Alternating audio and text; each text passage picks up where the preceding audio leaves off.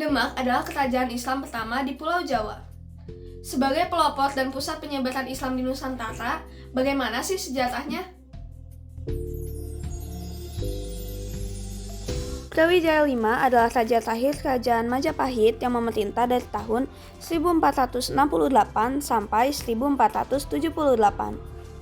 Ia memiliki putra yang bernama Raden Patah. Raden Patah pun dibesarkan dengan ibu dan saudara serta ayah angkatnya, yaitu Arya Dama. Nah, datanglah ke Demak dan lanjutkanlah tahta ayahmu. Baik, Guru. Kemunduran kerajaan Majapahit dimanfaatkan untuk membangun kerajaan yang baru, yaitu kerajaan Demak dengan corak Islam. Raden Patah pun diangkat menjadi Sultan Demak sekaligus mendiri kerajaan Demak.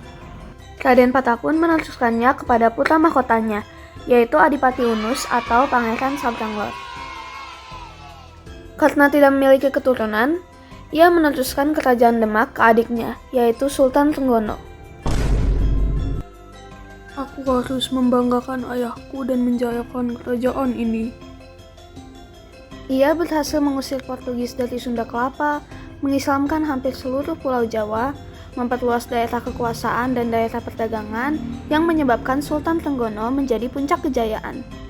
Saat menyerang Panatukan Situbondo yang pada waktu itu dikuasai kerajaan Blambangan, terjadi insiden yang membuat Sultan Trenggono terbunuh.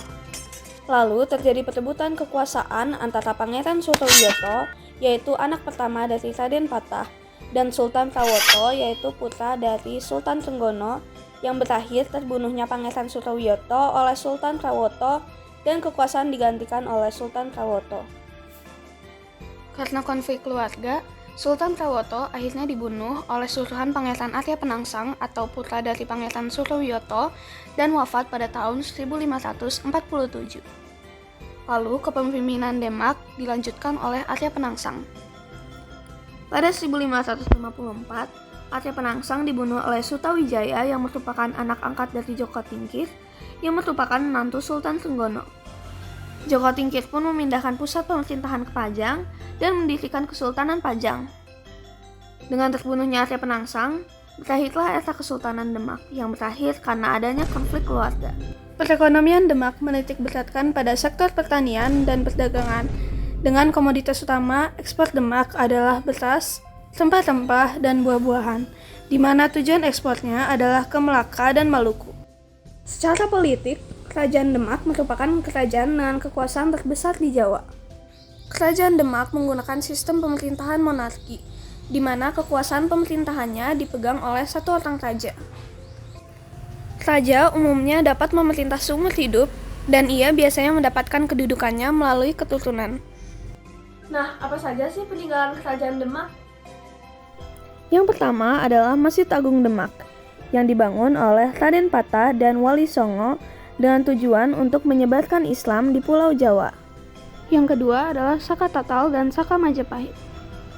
Saka Tatal atau Saka Guru merupakan 4 tiang utama di dalam Masjid Agung yang dibuat langsung oleh Wali Songo. Sedangkan Saka Majapahit adalah tiang penyangga di teras Masjid Agung Demak. Yang ketiga adalah Dampar Kencana, yang merupakan peninggalan kerajaan Demak yang berwujud singgasana raja-raja ketika dulu memerintah. Jalan-jalan naik becak. Jangan lupa beli ikan teri. Ini sejarah kerajaan Demak. Saya Putri izin undur diri. Terima kasih.